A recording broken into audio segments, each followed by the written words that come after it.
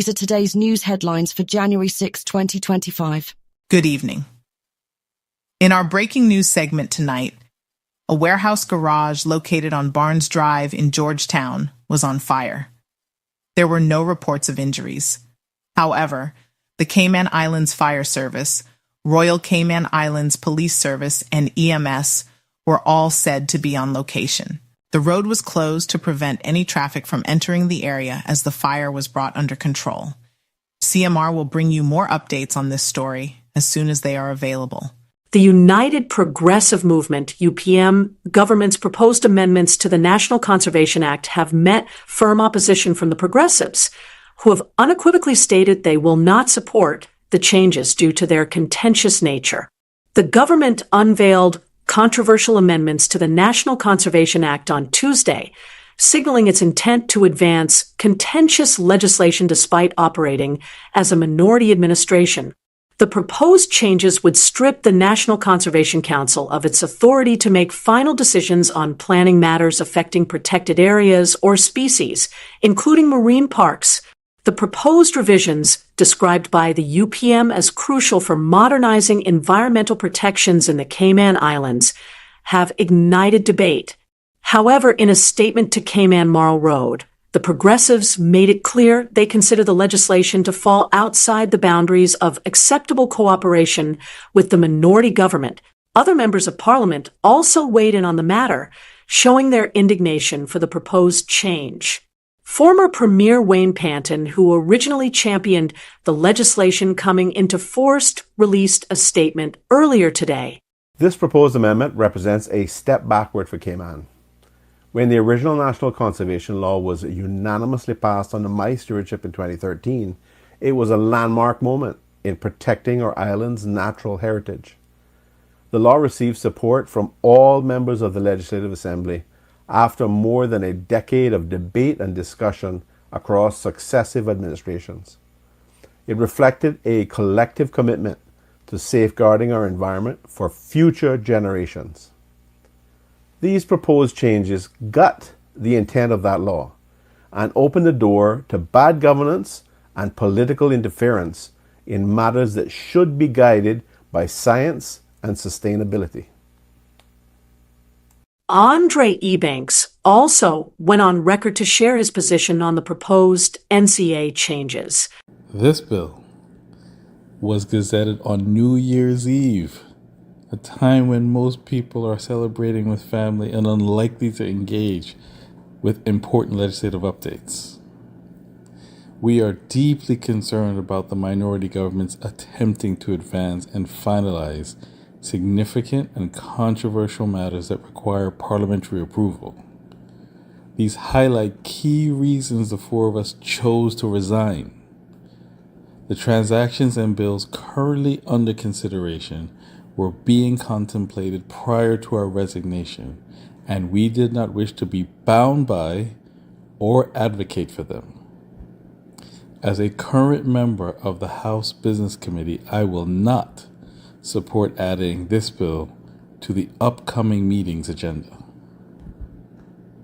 Everett Leon Gould, 44, who declared his candidacy for public office earlier this week, finds himself at the center of a media storm over past allegations of indecent assault. In light of discussions on the Cold Hard Truth talk show questioning his candidacy, Gould's attorney, Samson Law, issued a statement today addressing the renewed attention on the 2021 trial in which Gould was acquitted. The statement highlights that Gould was accused of indecent assault and assault by penetration, but was cleared of all charges by a jury in October 2021. The trial arose from allegations that Gould, then working as an unlicensed taxi driver, assaulted a lawyer during a ride in his mother's taxi.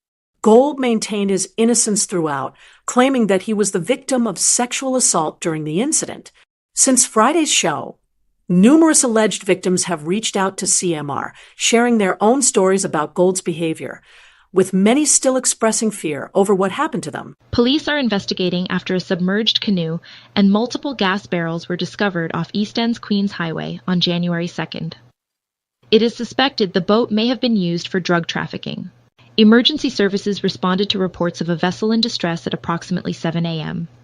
The Cayman Islands Coast Guard recovered the sunken canoe, while Royal Cayman Islands Police Service officers located several gas barrels washed ashore during their shoreline search. A multi-agency search and rescue operation involving the RCIPS Air Operations Unit, Coast Guard, and Fire Service found no signs of life in the surrounding area before being called off at 12:30 p.m. One of Cayman's most popular beach destinations will soon close its doors, as worsening beach erosion has made operations at Coral Beach unsustainable. The tourist attraction announced it will cease operations on January 31st, 2025. The closure comes in response to several environmental challenges that have plagued the beloved beach destination. Managing Director Kenny Rankin cited severe beach erosion and reduced access as key factors in the decision.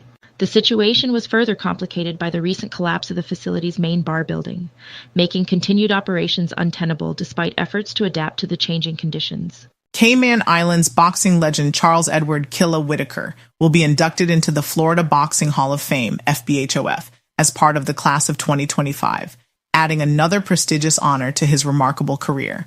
The announcement, made in Fort Myers, Florida, on Saturday, places Whittaker among an elite group of boxing luminaries in this year's class, including former world champions Juan Laporte and Byron Mitchell.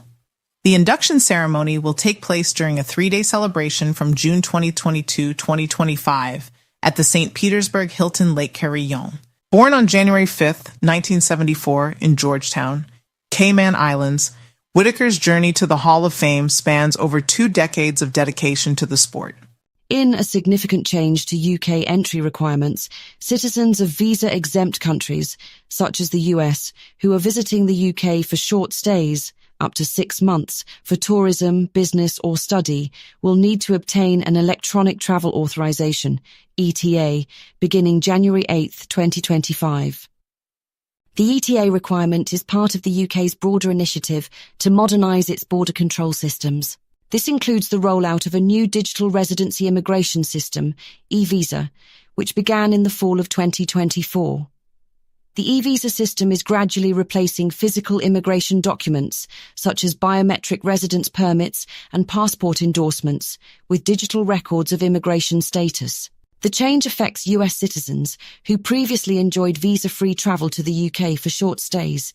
Those who already hold valid UK immigration status are exempt from the new ETA requirement. British Overseas Territory, BOT, citizens do not need an electronic travel authorization, ETA, to enter the UK. Thank you for tuning in to CMR's News Buzz.